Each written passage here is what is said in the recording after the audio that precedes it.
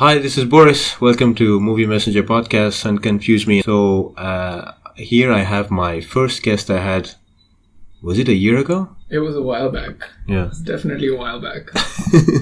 So I have here with me Vidhvat. So, I don't know, Vidhvat, do you want to introduce yourself a little bit for those who don't Do I need an introduction at this point? I thought I was... I'm back in Bangkok. I traveled around Vietnam for a bit. I used to work a job here for a year. That's where I met Boris. And now I don't have that job anymore. So I just travel, and I was on my way back home. And I thought I'd drop by in Bangkok. And here I am. Yeah, great. So what happened was to put people who are listening to this podcast in context is that I watched a movie because of... So the podcast I did before with Romina... She recommended a movie to me called A Pervert's Guide to Ideology, which features Slavoj Žižek, and so yeah, of course she knows that I love this kind of discussions, like ideas. So she recommended this to me. So I watched it, and I still think I'm not smart enough to analyze it. But so then I thought, okay, maybe I'll show it to someone else who likes talking about this stuff. So I showed it to Vidhvat, and he's, I think, equally as clueless as me. Oh yeah, totally admit to the fact that this is way too brainy for me. So, but I think we will get to that. But what I was really fascinated about is that you introduced me to Ram Dass, which I've never heard of. So can you, I don't know, introduce like a little bit who Ram Dass is? Ram Dass, Richard Alpert. I started my travels early this year, and I was introduced to Ram Dass because I was just looking for other places to go to find interesting stuff that I can learn about. Just more existential questions were coming to me, and I needed an answer to them. And someone recommended that I listen to what Ram Dass has to say, and I've heard him before, and it's all that spiritual talk that really didn't, like, I couldn't find it palatable before. Like, it didn't make sense to me, and I think it's just like later in life I heard it again, and now those words just they make sense to me. Like, Ram Dass is he's an ex-Harvard professor, and he experimented with psychedelics, which is initially why I actually started to listen to what he has to say, because I was researching psychedelics, let's just say. Okay. Yeah. And then he was that guy who was back in the 60s. He and his buddies, they were just like tripping acid and just like explorers. They were psychonauts. They were just looking to find meaning in those experiences. And Richard Alpert, Ram Dass, was one guy who was like, look, all these these drugs, they're taking me there, but like I have to come back to this world, so I want to find a way that I can always, like, I can sustain that high permanently. And that's when he traveled to India, and he met that his teacher, Neem Karoli Baba, I think he's called, and you can learn all about his journey there and what all he learned. And he talks about his teachings now, and he talks about love and all of that, which it didn't make sense to me before, and now I'm just like, look, we actually don't have any other words to talk about these things. Exactly. So no, because if you just edit this out, like, it will sound like we're trying to sell something, but it's actually the point. The reason why I was interested in talking about this is because Vidhvat sent me. So the lecture on YouTube is free. You just type Ram Dass, like RAMDASS, and Path of the Heart, probably Heart, sorry. So in the beginning, like I said, when I listened to it, you have to tune yourself to his rhythm, because in this high, fast speaking, fast running, like everything, like because I love podcasts. So and in podcasts, people try to fill in the gaps, like they don't want to leave the silence. And and then you listen to him, and you're like, okay. So in the beginning, it was a little bit difficult, just like when you learn to breathe. The first time you meditate, you learn to breathe, and I remember how difficult it was. And then, of course, I'm still not good at it, but but then you sort of, then then the format, you don't pay attention to the format anymore. You align with the wavelength, and then exactly. all of it starts to come in. It starts to flow through. He has a very meditative, like slow-paced way of like reciting his teachings, and it's kind of it grows on you. Yeah, at least it did for me. What I want to name this podcast is the famous thing that he said. I don't know if he's the first one to say it, but can you say what? Yeah, love everyone and tell the truth. Yes. Yeah, he got it from his teacher, and I don't know where he got it from. So we don't want to tell the story again. Like if you're interested, like you have to listen to it because he says it more beautifully than us. But what we're here to talk about is that when you're thrown at this kind of idea at you. It I don't know. It affected me deeply. I like a lot of things which started to make sense. I don't know. It means. I know it sounds like very hippie-ish, but it's true. Like when I like when I learned about it, I tried to practice it. And it works, man. It works. At least it worked for me. I don't know. Other people are in different stages of their life, and they have a different personality or whatever.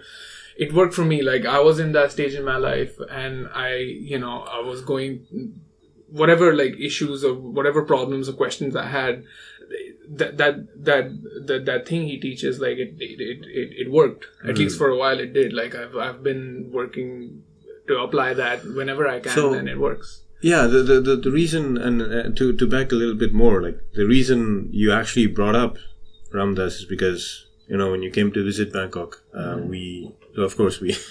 we just talked for like 6 or 4 hours or 5. I don't remember, but we were talking about all sorts of things because we haven't seen each other in a long time, and then you coming back from the travel, and you got a lot of things out of it, and because I was saying, like, we follow intellectuals. I love intellectuals. I think you do too. Yeah, I've been spending a lot I on YouTube. Just like, yes.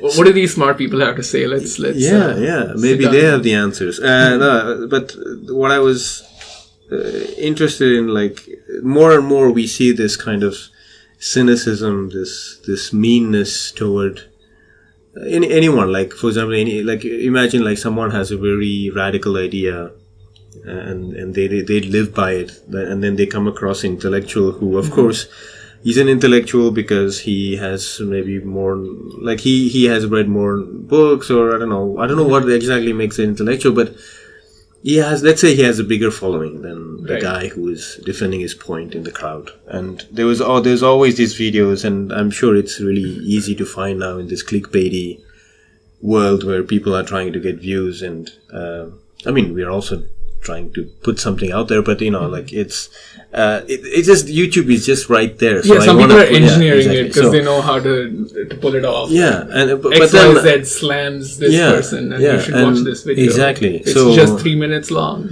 Yeah. So then I asked myself, like, okay, but that's as much as I would appreciate whatever the ideas that are contained in that video.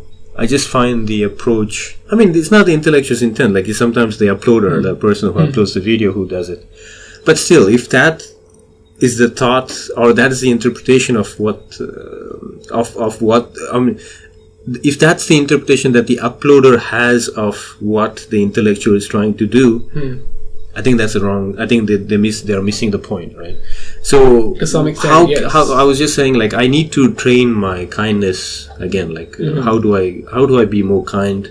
Right. But at the same time, trying to share my ideas in a civilized way, and then so then you immediately talked about Ram Dass, and then you said that love everyone, tell the truth. So. Right. That's what I want to talk about. So, for example, like, how do you see love at this point? Oh man, that's a difficult one. I don't like. I know that there are concepts out there that we don't have the words to explain. Right? There are things I'm pretty sure. Like I trust that there are things that are operating on us. Right? That are here. We just don't see them, hear them, feel them, touch them. We don't have the words to describe them, a science to solve what's going on here. And then every time you hear someone working at the fringes of our language, like, words like love and all of this.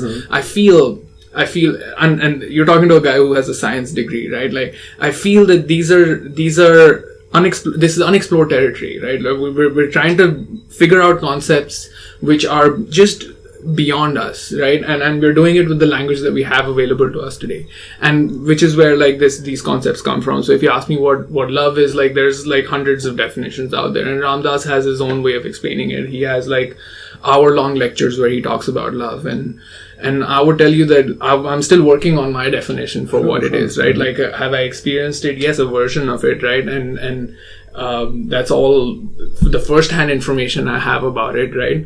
And the rest of it just comes from everything that I can learn from what these people have to say about it. So that's my like idea of what love is. Like, Interstellar, like, where, what's her name? Like, she talks about how love is this Anne Hathaway. Yeah. She talks about how love is this trans-dimensional force, like through space-time, and in the movie it's like super cringeworthy, but that concept, that concept. I like that movie, dude. Okay, that's a different discussion, because I did not like that movie that much. Anyway, so what she said over there, you can get another version of that same thing, that same message in the lectures that Ram Dass gives. Like, he talks about the same things, he just uses different language, but he's getting at the same concept, where he tries to explain love as this force that operates, that love is not a feeling or anything like that, but it's a place that exists beyond space, beyond time. It doesn't exist or go away. It's not something. It's just either you're there or you're not there. That's how he explains it, which is really abstract, right? And hence the term, like, instead of saying "I love you," like, right, which has a more like a possessive nature to it. Like, instead of saying "we are in love," like, in love meaning like you're in actually right. Or how he, in the same lecture, he talks about how, like, another person or psychedelics or whatever it is that is your vehicle that brings you to love, and how we build an attachment to the vehicle because we don't realize that the property that is love is disjointed from the vehicle that brings you to it. Right. I thought that was like freaking insane. Like, that's that makes complete sense, right? Like, of course it's like that. And, so yeah, I mean, if love is a thing, then it's definitely powerful, and then it operates in a way that we don't really understand right now. Probably. Right. But that's what that's the thing. Like we were just talking about. Like, after listening to that, like, I was just standing waiting for the train, and somebody just I don't know, pushed me a little bit. Like, they were just like getting through the line or whatever, and I got a little bit like upset, and then suddenly that sentence came to my mind, and then it's calmed me. I don't know. There is something. Again, we are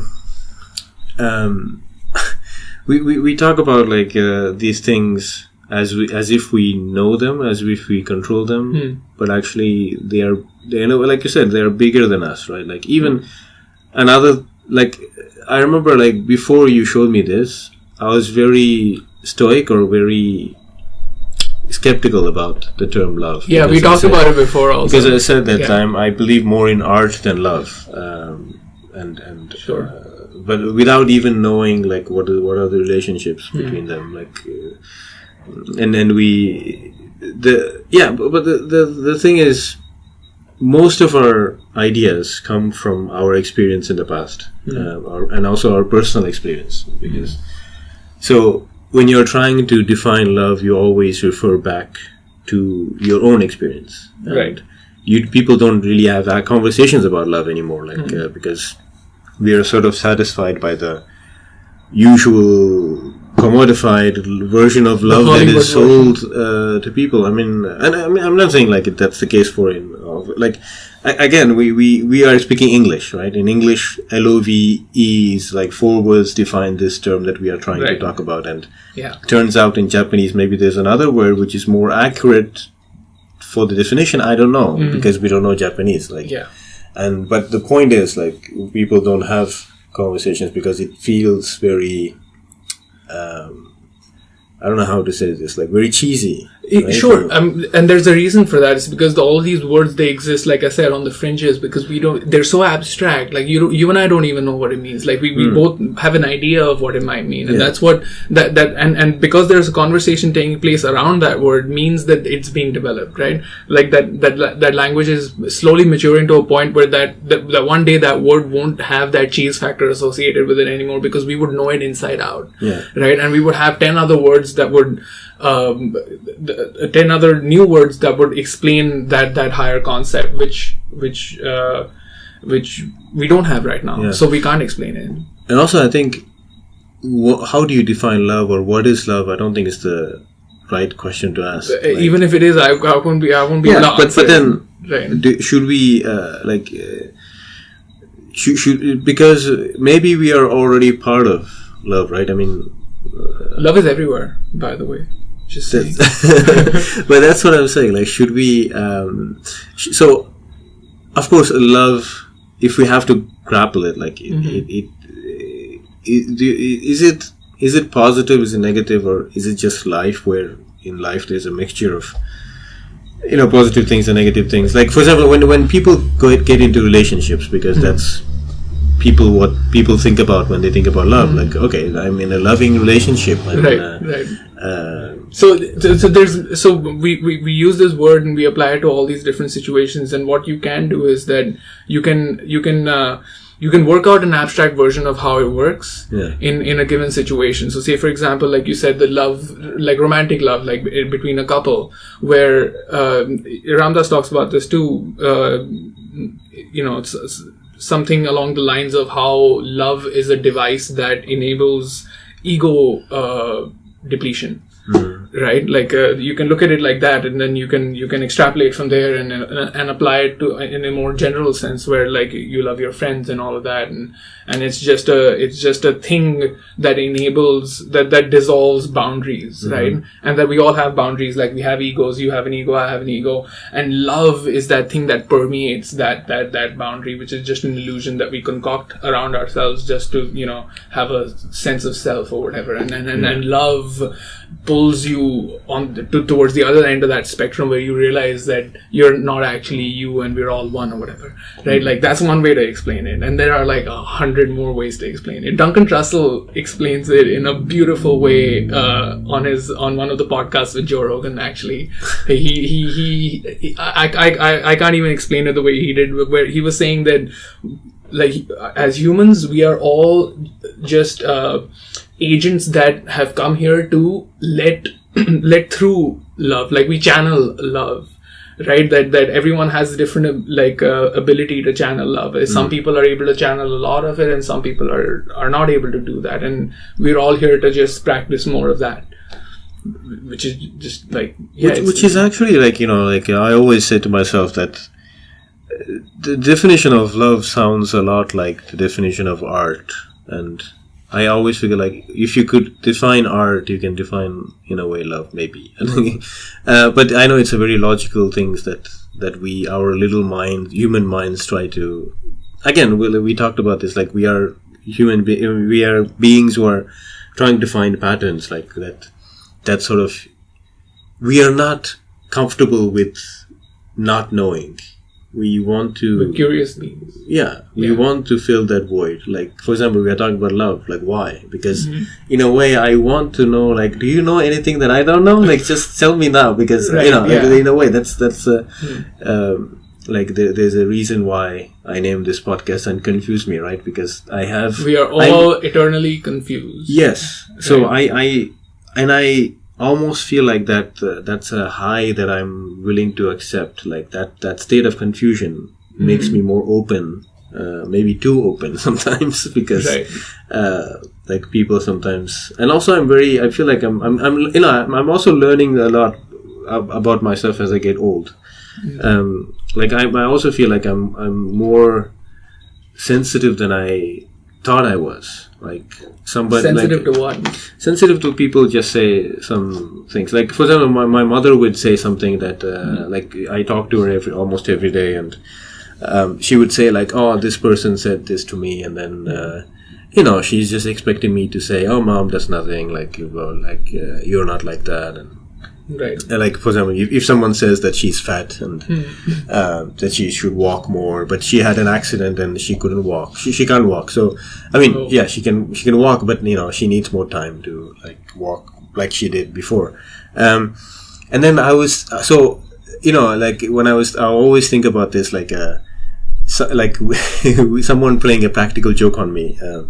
So I told my mom that, okay, you shouldn't worry about that. And then I went to my job, so I'm a teacher, and there was another teacher, and basically I don't really like this guy, and he came and, I had a tucked-in shirt, and he said, like, oh yeah, Boris, like, people take, like, several years to put on a belly, but you just put on the belly really quickly, and then, you made a comment like that. Right.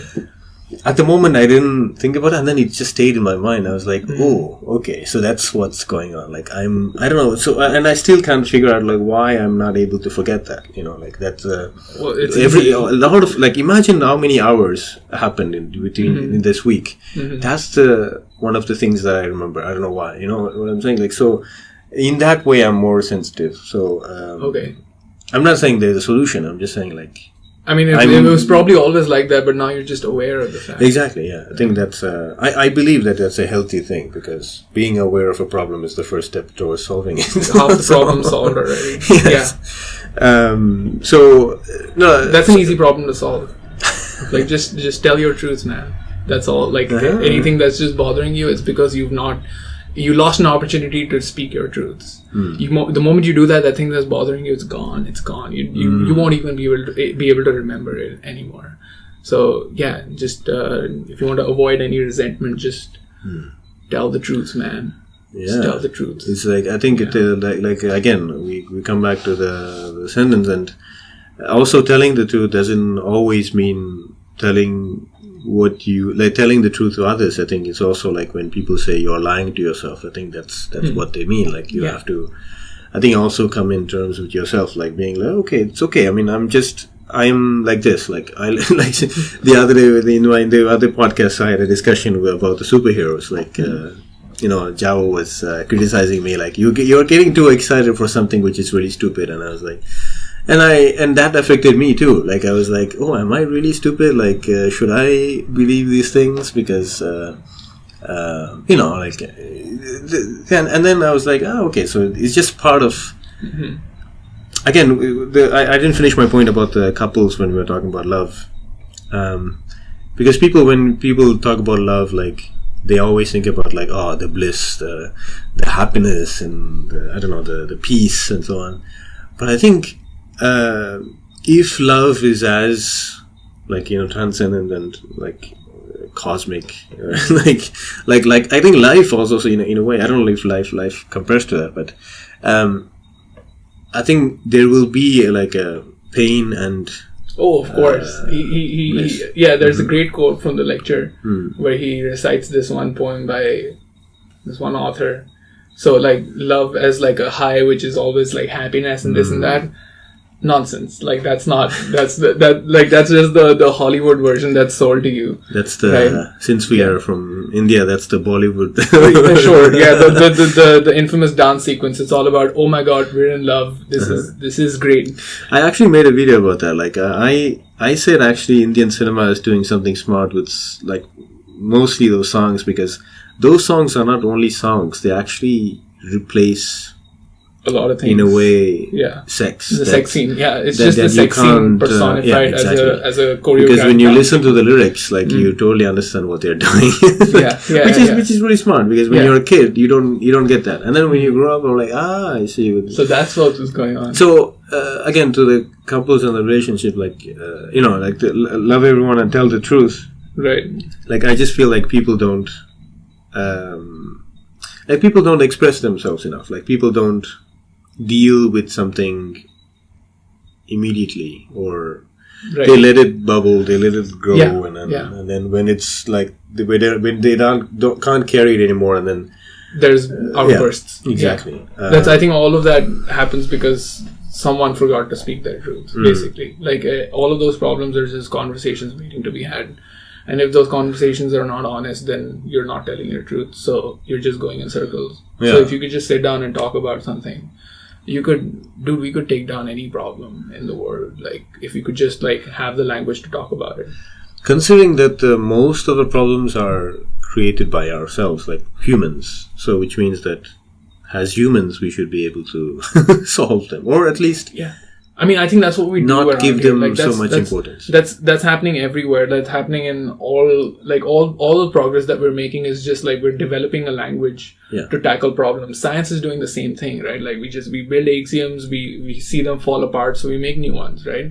And we do experiments, we observe how the world works, and then we just try to model our we try to model our science to fit, and then we extrapolate from there. Sometimes that works, sometimes that doesn't, and when it doesn't, we stop and rethink everything. And I think the same way with language, we're doing the same thing with language, right? Like this whole conversation about, let's talk about love and try to make sense of it, is the same thing, where we're just trying to make sense of these words, and then if they're not cutting it anymore, we invent new ones and try to build a language around it so that we can actually have a discussion. Yeah. So again, like, it's a good thing that you brought up science, because I read this graphic novel which I really love called Archie Comics, and so it tells the biographical story with, I guess, not exactly as it is, but in a really poetic way, of Bertrand Russell, who was a logician and a philosopher. And, and they realize that the reason why most scientists become mad is because the scientists are trying to map reality. They're trying to, and there's this really wonderful scene where the author and another researcher are traveling the Greece in the city. So it's a graphic novel written and drawn by Greek artists. So it happens in Athens, or I think it's Athens. Yeah. So in Athens they go around, and then the one of the guys says, like, I know this. I used to come by after school by this. Right? There's a road here that we can take. This is a shortcut to blah blah blah to go where we want. And then he realizes that he gets to the place and everything is changed. And then and then he looks at the map and he's like, so now I understand why people go map, because we try to we create a map for a city. And then that map stay the same, but the reality just changes constantly. So, and then when you think like, so why? It feels like you don't understand the world, but it's not that you don't understand the world. It's just you don't understand that it's constantly changing, right? That's right. We did another. We talked a lot, but one of the things that we recorded when we met was. I think it's like a rant about smartphone, people complaining about smartphones. And that's what I said. Like, I think we are not trying to, it seems so normal, right? Like to say change is a thing that never changes, blah, blah, blah. Mm-hmm. But it's really really hard to accept, like to say to ourselves, like, we do live in an unstable environment and we are constantly asked to adapt. But sure, I mean, that doesn't come as a surprise at all. Like, everything is always evolving at some rate, and we're magnificent beings, man. Like, we keep up. Like, we change with the times and we adapt, and we've been doing pretty well so far. And I think whatever you throw at the human race, that it's gonna find its way around it. Like smartphones, whatever, man. Like, we'll figure it out. It might not look pretty. Especially sitting from here, like sitting where we are today, exactly. Like there's no way for us to know what it's going to look like 100 years from now, right? Like that conversation Elon Musk had with Joe Rogan, where he was like, he explained how this is the beginning of, he explained smartphones like the beginning of the cybernetic future, where it's just, today it's a smartphone, tomorrow it's going to be a bionic arm, right? And everyone's going to be able to just push open like large doors, and you're the one who's like, no, I don't want bionic arm, I want my original human arm, and you cannot open that door anymore. And then there's going to be a whole like debate around that, right? Same like at a lower magnitude, I would say the same conversation is happening with smartphones. Like, I have a phone right now with me and I can pull up any information I want, right? I'm having like we're talking on a podcast and there's some fact that I want to pull up, or I don't know how tall the Eiffel Tower is or whatever, and I can just like it'll show up like that. But if I didn't have the smartphone with me, and it won't, like, we would not know things, and that's just a small crutch right now. Like, sure, you can't pull up some facts or whatever, or you can't talk to someone halfway across the world, but tomorrow is going to be something super relevant. Like, what if smartphones in the future allow us to talk, communicate without talking, like we're talking right now? Like, we're using words, like we're throwing words at each other, and then we translate and we make meaning or whatever. And tomorrow we would have a device that allows us to do it, at 100 times faster without having to use words. And then I'm like, no, I don't want to use smartphones, right? And now I'm just like, I'm on a dial-up and everyone else is talking on broadband, right? And then that conversation is going to, that debate is going to be a lot more serious. But I think we will put that up, and we shot it in a different way. I hope it's okay. It's gonna show up. But I just wanted to mention that on the internet. Because I feel like now, and I can even feel it in my own voice, the way I speak. Because I think since we were talking about love, I sort of became less aggressive. I think I think you have to listen to this podcast to realize it. But it's but to the obvious reaction that people might have, like when you tell them love everyone, tell the truth. I mean, they always like, for example, after watching the lecture, I couldn't. I had to talk to someone, like, so I texted you. Right. Of course, text is not enough, because even now when I'm speaking, I'm moving my hands, because the words are not enough, my eyes are not enough. Like, there's I have to I have to find ways to communicate the impact it had on me. And then I texted another friend, and Romina, of course, who and I told her, like, I found this really interesting, fascinating lecture, and then the thing I got out of it is, love everyone, tell the truth. What do you think of it? And then she was like, I can tell the truth, but I can't love everyone, right? Because her definition of love is probably different. Is different, right? And so now people who are listening or like look at the title and they were like, okay, some of them might be familiar, like they're like, okay, there's something I have to work at, or love, in other terms, is an environment, is maybe constantly changing, that I have to adapt to as a human being, or as compared to the big nature of it, we are maybe just like bacteria to it. Right? But then the obvious reaction will be like, so which means that so for example, I love my wife. So like, I see where you're going with this. Like people are going to say, like, so I should let everyone like have sex with my wife. Right. Yeah, and you know where it goes from there, right? Yeah. But I think we need to have those conversations. So that's what I mean. Even in the lecture, he goes to explain all of those, those dissonances. If you have those, right? Like, he explains how when you're in that place where you love everyone, right? He even in that lecture he talks about this. He gives this example where he's saying that treat other people like you would treat them, but never take them out of your heart, right? That's what he gives that example where you have to imprison someone, you should go ahead and do that. You have to slap someone across the face, go ahead and do that, right? But never take them out of your heart. Like, that's how he puts it, which is another way of saying that you should love everyone.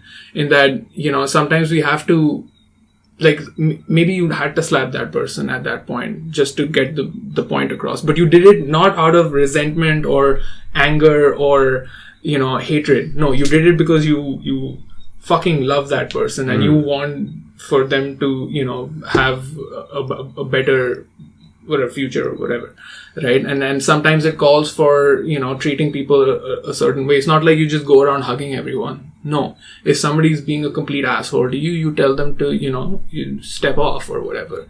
And that's also just another way that you can still love someone and get into like an argument or a fight or whatever, but at no point do you set them against you, right? And at no point do you lose track of the fact that you actually love that person and you want them to be at a better place, and you would imagine that they feel the same about you, and that's when you love everyone. Yeah.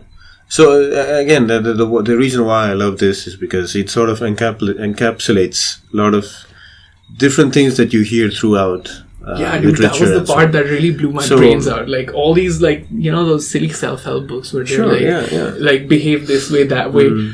To like one sentence, like love everyone, tell the truth. It's just like it blows all of that literature out of the water. Like that's, you just follow those two things and you can get so much done, right? You can get so much done. Like we talked about this, like because I've been struggling with this, especially you know, of course we always have people or friends who would come and tell us something like a problem they have, and like imagine someone talks to me about marriage, like the problems they have with marriage, and you know, I'm single, I've never been married, so I would just listen and I would just nod, and then I would just be like, I think you know, just repeat back the words that he or she said to me, and so yeah, basically what I'm doing is I'm not being honest, and I'm basically I don't care about that person. It on the surface it looks like, because you take time to listen to that person, so which means that you care, but yeah, that's just a make-believe kind of care, because if you really cared about that person, you would want to help them, and so in that case, what I would do is, if I really love that person, I would say, listen, like you have been telling me this problem you have with your husband or your wife for like a year. I know I listen, but you know, there needs to be something that needs to happen. Like you can't just tell the same story. And of course, at this point, that person might like just shut up and like call you an asshole or something, and then just walk away, and not realizing that you are actually trying to help them, right? Because and we come to the point where there are some people, they just want to share, they don't want a solution to their problems. Yeah, we've talked about those people recently. Yeah, we had that conversation. Yeah, where some people, they're not even looking for help, but hey, you know what? You love them and you want to help them, so you are going to go out of your way and tell them something they don't want to hear. They're gonna sulk. They're gonna not talk to you. Whatever. They're gonna find their way to avoid. But you know, you still can't take them out of your heart. But and again, like I said, the way it encapsulates everything is that, you know, you hear the sentence "truth hurts." Like it's, people say love hurts, so truth has maybe there's something there, dude. I don't know. But it's like it's confronting. So there's another thing which I really I did a cartoon about this, but in a joking way, where there's a guy in a suit. He says like, "I am." Oh, I get it. And then he says, like, he points a finger to the sky, and he, as if he had a revelation, and he says, oh, I get it. I am the honest salary man. I am the serial killer. I am the kid that plays in the park, or like an innocent kid that plays in the park. And then just the next panel, I just undercut it with like, could you spare me a change? You know, he's actually sitting on the street. But I really, and what I really like about the idea of love everyone is that, like, you know, you're always fascinated about this idea of singularity, and I've only grasped like maybe my definition. So I just want we you talked to about give this before, and you asked me like, probably I had it wrong. Actually a singularity it means a lot of things. Let's talk about it. So Neon Genesis Evangelion, right? I would not spoil it for you. Okay, I would not spoil it for you, but same concept. Like it talks about the same kind of things where you know, love can be that device that permeates that like combats the ego, right? So right now we are in this place on this planet, or like our consciousness is like there is a one consciousness out there, right? Like Gaia, or whatever you want to call it, like nature, and we're all part of it, right? But we have these egos built around us. Like I have an ego, you have an ego, not in like the negative sense, but like just that device that tells you that you are you and everyone else is everyone else, right? So like you wake up in the morning, you have your apartment, your car, your job, your everything, right? And then the next person has their own, and then you interact with that person through that membrane, through that ego. Dude, Neon Genesis Evangelion has like all these words that I'm saying, they have like technical terms for it, and it's like all part of the fiction. You have to watch it. But I'm not done here. Sure. And what happens when love strikes or whatever, like when we evolve beyond a certain point, all of that ego will have been destroyed. Like, we would have surpassed our egos, and we would become one with everything, and everyone would just, turn into one higher conscience, and language would die, because we would just be one. Like, we would not have to communicate. We would have no problems. We would just become one, right? And that's the idea of like, maybe that's what we're here to do, is just find a way to get to that point where we're just one with everything. Yeah. And but that seems so. That's what I again I mentioned his author in a lot of podcasts. His name is Grant Morrison, and he's a comic book writer, and he puts it in a really beautiful way, where like, he says that our lives started in one cell, and he says that cell is in every one of our bodies, and like, your mother goes back to her mother, and then her mother goes back to her mother, and then we just go to, like, we are basically coming from the same point. And all of this, before, like, I don't know, 5 years ago, if you would have, if this narrative was presented to me, I would just be like, yeah, this is whatever, like, fairy tale stuff, right? yeah. But here's the deal, right? Like, I'm hearing all of this, and this is all going on when I'm also researching psychedelics, right? And if you listen to Terence McKenna talk about his psychedelic experiences, or Aldous Huxley, like, he wrote this book called Doors of Perception. Oh my God! Like the stuff that they're talking about, the experiences that they've had on psilocybin and all that. Even Joe Rogan talks about it. Like, you can listen to what he has to say about it. All of it points to this conversation, like that ego disillusionment and all of that. Like, how these substances, they allow you to see this world not from your own eyes, but from the eyes of Gaia or whatever. Like, it pulls you very slowly on that spectrum where you're you, and on the other end it's just all one conscious, and it pulls you in the other, like, the trip that you have is just you being in a place where your ego has just been diminished to nothing. And they're talking about that stuff, tripping on mushrooms, and here's this guy Ram Dass who's talking about love and all of that, and all of it points to the same thing, right? And that's what I find the most fascinating about this conversation. There is some substance here. It's not all just spiritual garbage, is what I took it like before. You can run experiments. If this was a science, you can run experiments on it and make observations, right? You can actually go ahead and, like, I don't know, today we don't have numbers, like, tomorrow we will have numbers also. Like, we would be able to measure consciousness. There's, like, people who talk about this. I don't remember his name. He's like this Japanese American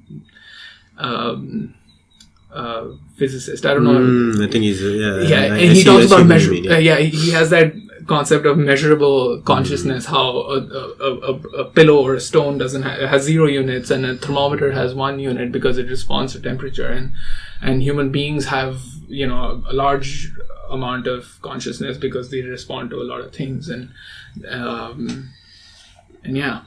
that's. But then is like you said. So the way I saw it was again singularity. So there's the idea of, like, we are all, like, so Grant Morrison wrote a big story which they adapted to a movie called All Star Superman, and it's just a story of Superman. Okay, I'm going to spoil a little bit, but it's basically the story of Superman. He saves someone from they go near the sun, and he saves them, and so he gets the power from the sun. But when he goes he flies too close to the sun, and he gets the radiation, and he gets cancer. Basically, it's the last year of Superman, and so what would Superman do the last year? And that's the story.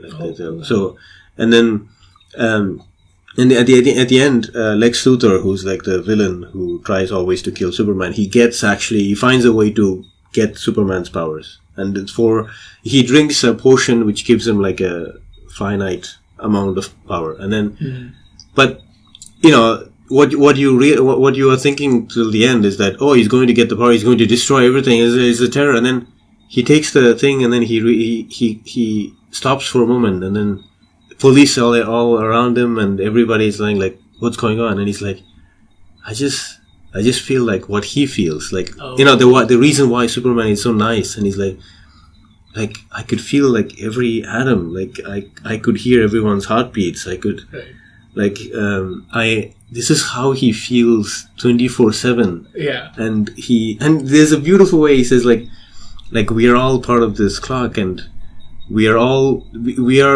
what we have. Like there's no one else. Like we are all what we have. And I need to find the quote, awesome. But it's and there's a really beautiful moment of like and then of course like that's the moment when like Superman actually nearly dies. But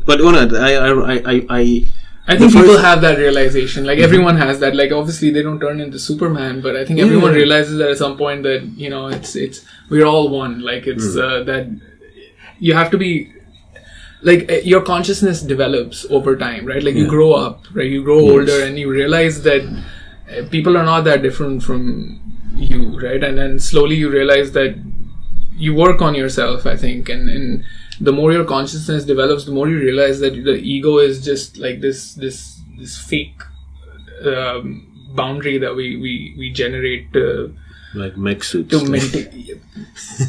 It's actually an AT field, but anyway, like you should go check out Evangelion. And I think as you grow up or growth happens, whatever. You learn to ignore that boundary, and then that's when you actually like begin to connect with people, right? And you can do that by learning what love is or whatever, or you could do it with mushroom trip or travel. That's why they call it a trip, right? Like I can go on and on about travel, right? Like it's. I've heard people talk about it, like how travel like changes you and this and that. It's pretty obvious what it does, right? Like you go to a new place, you see new people every day. Every day you see new people, you see new places, you just different surrounding, right? And that doesn't happen when you're in a 9-to-5. Like you surround yourself with structure that defines you, right?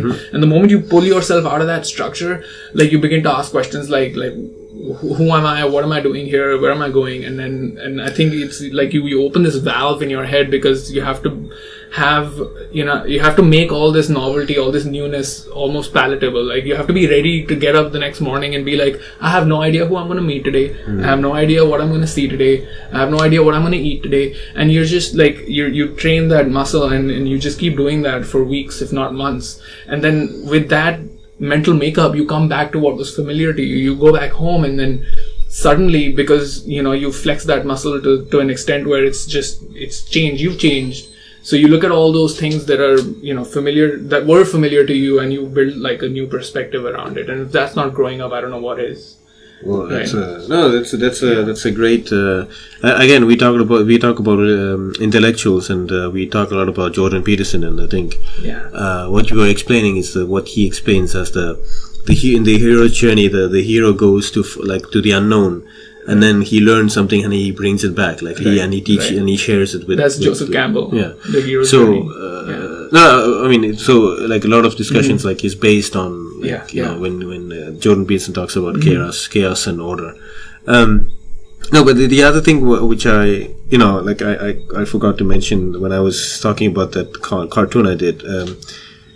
So in this lecture of Ramdas, he reads a lot of poems, and I wish I could remember got them right here, bro. But so there's a poem I forgot. He was saying I think it's written by a monk where he says, I am the pirate that in the ship. I'm the woman who was raped, who jumps into the sea, and I am the pirate who rapes her. So I was like, so what does that mean? Like, how do I take that? And I was like, okay, so let's if I sort of grasp a little bit of singularity, if I understand that if we collapse our egos and then we become one, then so if another person kills. I mean, I have dark thoughts, right? I mean, like when you go your mind goes to a lot of places. Like there are, I mean, the words can't even explain the amount of things that are going on in our head. We are just able to filter. I don't know, like 99. Like we just give like 1% maybe of what our mind is sending us, right? What I was going to say, so if everyone is one, I mean, if I'm one with all, right? If I have a thought about killing someone, that's actually somewhere that has already happened, and so that I don't know, like I don't know how to understand. I used to like, there was that joke like where the monk orders a hot dog and he's like, I'll have one with everything, right? Like, have you heard that joke? No. And it was never funny it's still not that funny, let's face it. But like, people used to say like, I used to imagine this whole thing where you've heard it before, right? Like you become one with everything, and it's like you flip a switch and then you turn into this giant ball of energy and you rise up into the sky, and then everyone's like, bye bye, you've made it, enlightenment or whatever. I don't look at it like that. When he's saying that poem, right, like about like, I am this, I am that, I am the girl who gets all it makes complete sense to me now if you look at it a certain way, where you take responsibility for everything basically. I wanted to explain this in a way where you see, if like you have an ego, I have an ego, like in that situation where one person is like just stabbing someone else and killing them, like they both have egos, but if they realize that they're the same person, like, and the third person who's there witnessing all of that realizes that, look, we're all just doing this together, like to us, right? That person takes responsibility for something that's happening in front of them. Now I'm not being able to do a good job of explaining it. No, but it makes sense that that we're just like, we're doing it together, like all of us. Like we could influence it and change it, but we're doing it to ourselves. Like when some city gets bombed, it's like, it's all of us, man. We all did it together. So after I listened to the lecture, I just wrote. I don't know why, it just poured out of me. I wrote a bunch of stuff, and I wouldn't call them notes. They are actually ideas in forms of dialogues that characters can have, and I want to do comics with those dialogues, and maybe we'll go through them. But when we are talking about like that idea of like one with all, like I'm the other, like it's so. Let's take. I was thinking about the negative side of it, like, because it works on both versions. Like, the person who. Imagine a person who hates dark-skinned people. Okay, she actually hates the part of herself that sort of identify. I'm not saying identify, but she hates the part of herself that hates that person. She doesn't hate those person. It's just she hates that. Like we talked about. My mother was telling me that she was going to the doctor's office, and the auto rickshaw driver, he was telling my mom, auntie, look there, like look at this woman dressed like this. And she said, yeah, she had a really short. I mean, not the let's say the traditional clothes that people are expected to wear in India, especially for women. And I was thinking about that, like what is it? Like where is the problem? So I was like, okay, so let's look at from the point of view of the guy who made the comment. So what's going on in his head? Like, he's looking at that woman, and then immediately that triggers some images in his mind based on his upbringing. Those images are taboo, right? The images that thing brings up, and then he's disgusted by those images in his head, and in consequence those images equal that woman, so he's disgusted by that woman. That's the conclusion that I came. I don't have any scientific thing to prove it, but like, for example, okay, we live in Asia, and I feel like I felt this sometimes, like people have this look or feel like, this we are humans, we are emotionally intelligent, we sometimes feel, I'm not saying I'm right, but sometimes you feel like the people who are trying to get their skin lighter are the ones who have a really despised look towards me. So I'm just like saying, like, what that you remind them of exactly. Of the way they So are. that's so when you say like I am actually killing the other one, is like, I think you are maybe killing a part of yourself in a way. Does that make any sense? That makes that's one way to explain it, right? I don't know. I'm just throwing ideas at you. Like what I was trying to explain before, where it's to say that we're all one. It's just another way of saying that we exist in a system together. Like we are cogs in a machine, in that we are responsible for whatever this machine is hoping to achieve, right? And that we're all playing a part of it. It's just another way of saying that we're all one, right? I can change. I can influence you. You can influence me by what you say.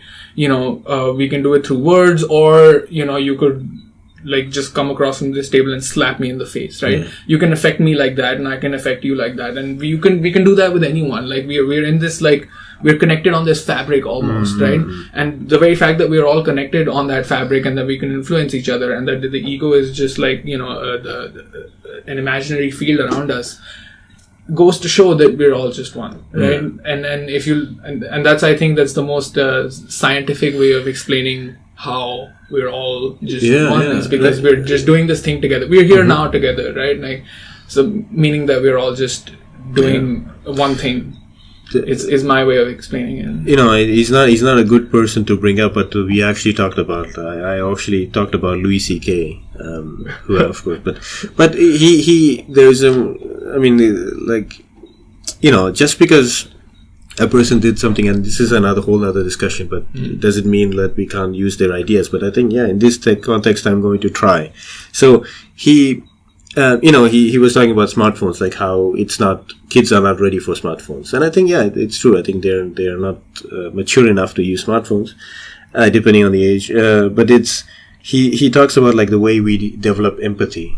Like you tell a kid that he's fat, and then you see his face change, and then you feel bad. Right. So it sort of serves as an example for singular, like what we are talking about, like we are all one, because you just hurt yourself basically, right?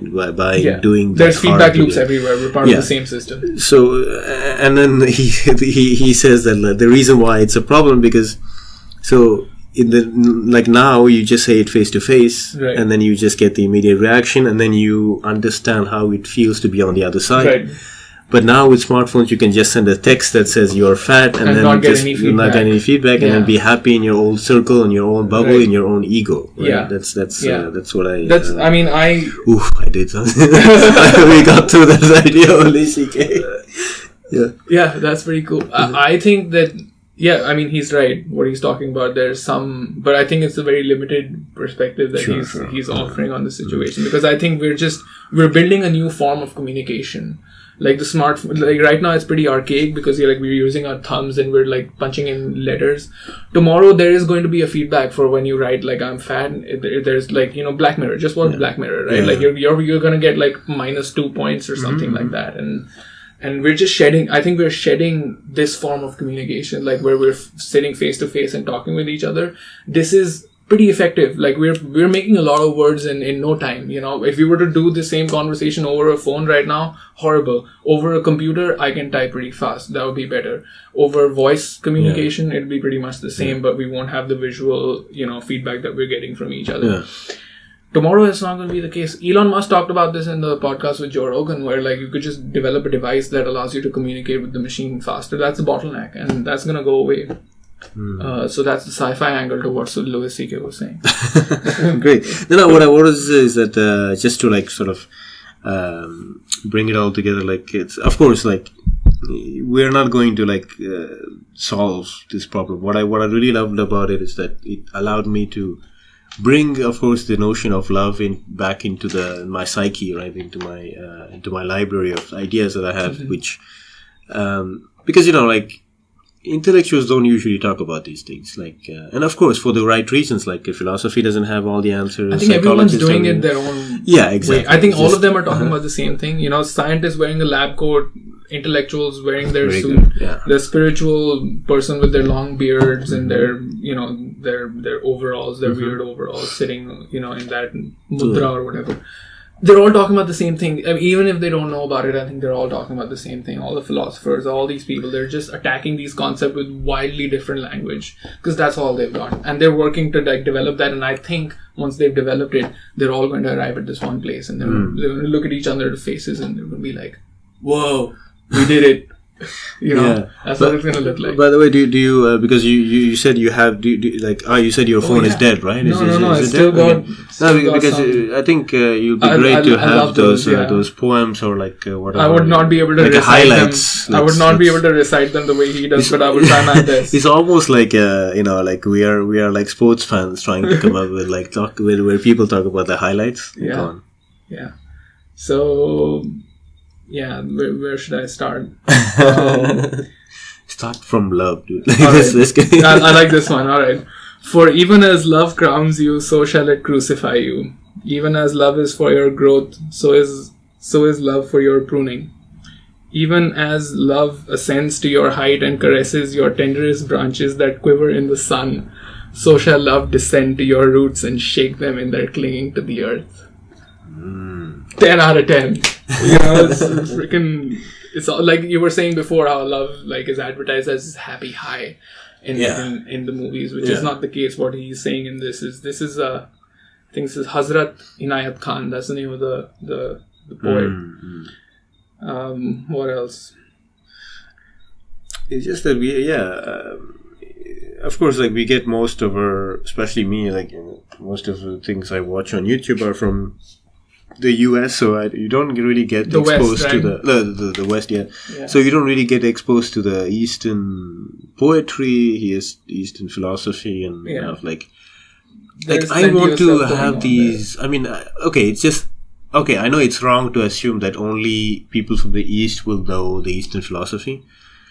But I want to have these conversations with someone from Japan. I want to have these conversations with someone from Korea, and then tell me something that I don't know. I'm sure, because it's just what you can't say, I can say, but what I can't say, you can say. So together you can just build something that's new and awesome. So I just wrote some thoughts which are stupid. I will just read them anyway. Because I listened to a lecture and then. I was trying to think should someone's life be like a lecture, because we talked about this before we recorded, is that when we talk about this is my house, this is my watch, this is my blah blah blah. At the end, if you really look at it, nothing really belongs to you, because the only thing that belongs to you is that at least a little bit of message or an image, a memory that you will leave to the people around you, whether you love them or not, those are your family or your friends. So I said, I want my life to be a lecture punctuated by comedy, art, and horror, from which people can go away transformed and turned to a path of becoming what they are meant to be. Not bad. He also talks about which is another interesting topic, which is finding a home. He says, people who try to find a home, and he says home is where the heart is, right? And we just talked about the fact that you need to become, I think, the idealized version of, you need to become where you are you are unaffected by the place where you're truly enlightened. Yes. Yeah, I think because, and that's really, nobody says it's easy. It's just, everything we are talking about here, it's hard to, and I want to be honest, because we talked about tell the truth, and I cannot just go in this podcast without telling the truth. I remember before you went on your journey, you were in Bangkok, and we had a conversation, which I think, which was one of the most important conversations I had in my life, because I was having bad relationships after bad relationships, and then I had to step back and say, okay, so the problem is me. There's something. What's up? There's something. What's up? And then after talking with you, I sometimes something, but then an artist finds the words to put it in a correct order with the correct melody or something, and then you just said maybe, and then I realized that's true. Maybe you're you need to find the reason why. Is there a reason for you to be in a relationship? And then I was no, there's oh, maybe that's why. And even when it wouldn't work out, now when I think back on it, I wouldn't find a way to solve it. I wouldn't find a way to fix it. I would just let it break down, because I think deep inside I didn't really want a relationship, right? Because maybe it was just fueled by the desire for sex. Like, like you just wanted someone to have sex, and then you wanted to build a relationship from that. But that's not the way it works. Not where it comes from. Even if most of the time that's why people have relationships. But that was a, really revelation. And I don't care. Like, I just want to be honest. And, so, and, like people say like, why do you if you ask them why do you have a relationship, they will say, oh, I want to share my life. But then you can share your life with everyone. You don't need only one person. They can say, oh, I need someone to talk to. Well, you just talk to everyone. And then you find out that these, what we consider like complex things are,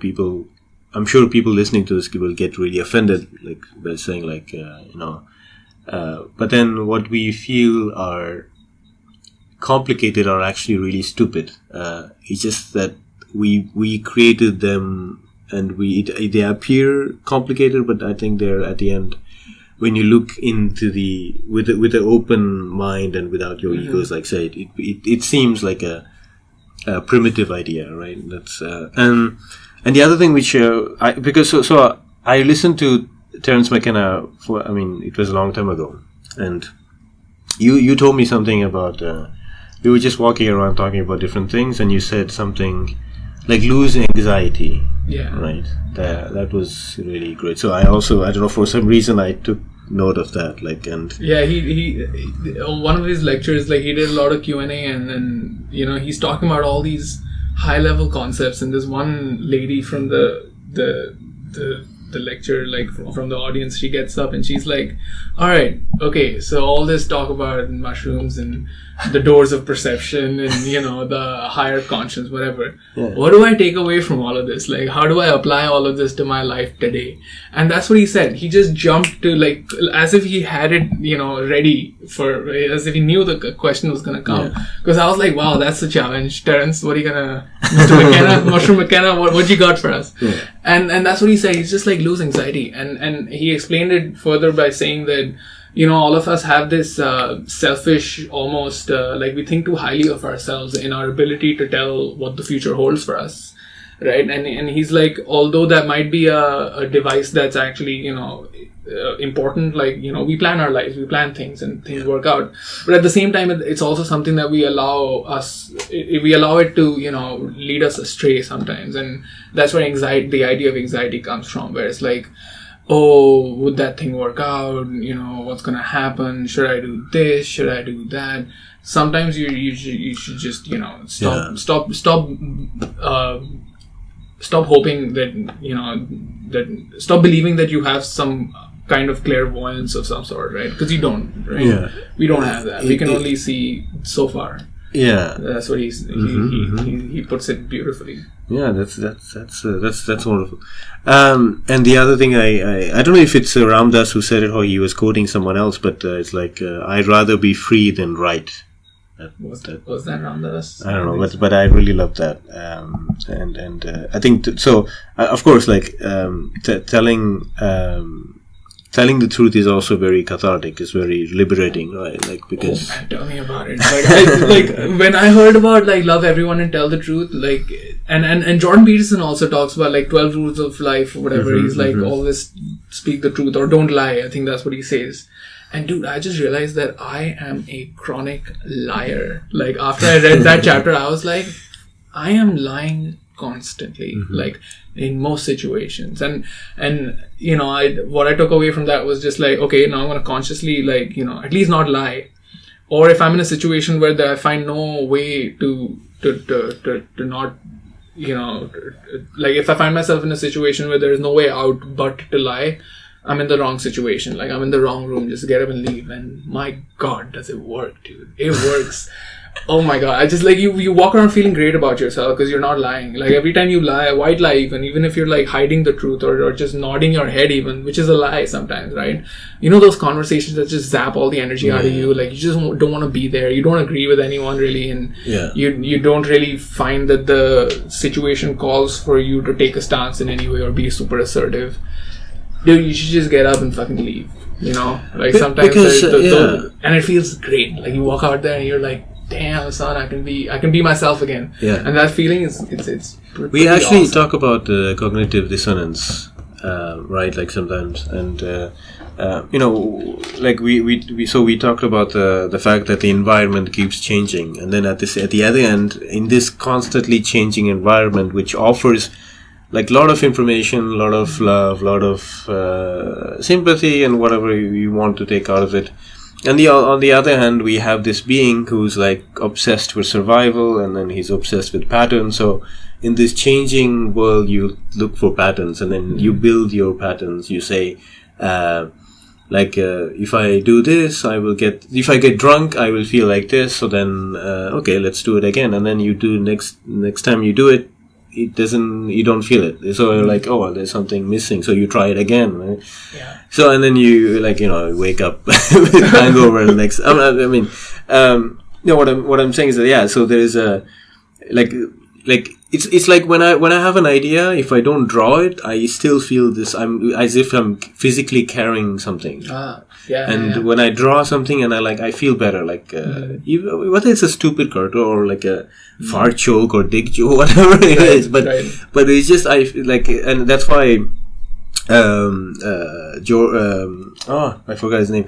That's why, one of my favorite stand-up comedians, I forgot his name, George Carlin. George Carlin, yes. Yeah. George Carlin, he says and note down ideas, and that's the most important thing that he said. And now I'm of course, whenever I have an idea, as super as it is, I will just note it down, and it becomes a better one, or it combines with another one. It becomes a really funny one, or so. It's that's I really like that. Yeah, I have the same feeling for when I get a new idea. Obviously, I write it down, but the immediate next thing that I have to do is walk it. I have to walk it off. I have to walk off the idea. If I don't do that, I've not internalized it yet. So I'm working on my computer, I'm working on my game or whatever, and I'm just I stop and I'm wait a second, we could do it like this, couldn't we? And I think about it for 2 seconds, and I'm all right, lock the screen, and I just go for a walk. So and I just think about the idea. That's it, because I don't want to be seeing anything or being distracted. I just walk out, and I just let that idea churn and just let it sink in. But we don't realize it. But I think they might have some physical weight. Information can have some, I think, physical weight. Totally. I think we bring it from a different dimension. Yeah, and I just wish that people would share more.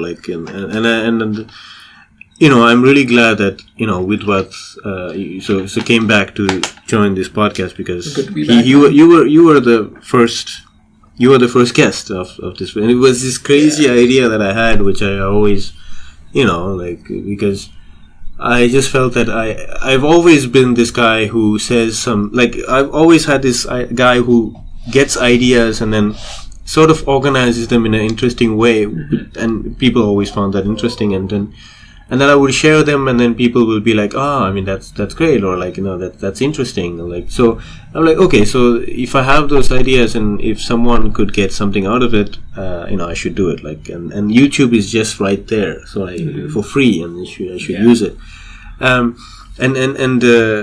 So yeah, that's how I. So am I trying to do something with this podcast? Why? what is the meaning of? What is the purpose of this podcast? It's actually, I don't know. There is a genuine. For me, what I'm encouraging people to have conversations, because I think, the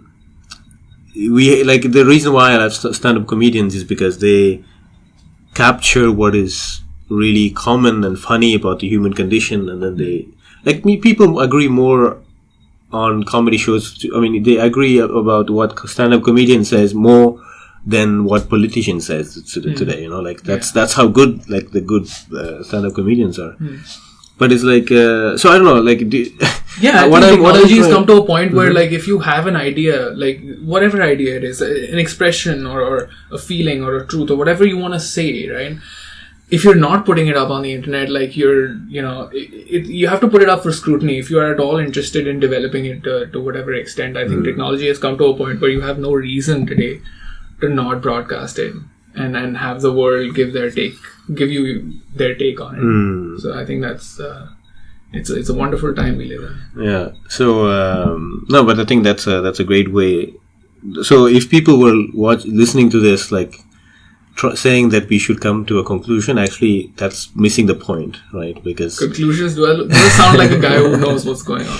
But that's a really great point. Note on end on like so it's because I am an optimist. I mean, I admit it. Like I am optimist for the future. It's just that I think we should be aware of our place and I think like love can be an anchor, I guess, for like the things you do. Like just like everybody finds their anchor. Like I think everybody can find. I know it sounds very bit douchey, but I don't care. Like it's just what I feel. Like I think everybody can use love as an anchor to come together to have this, conversation. Or we could all just do mushrooms together. That's just my take on it. Okay, so waiting for the day that mushrooms come illegal to everywhere, and then legal everywhere. Sorry. Right. So thanks again, dude. Thanks for having me, man. Yeah. You Cheers. look tired. Yeah, because it's 4:30. Yes.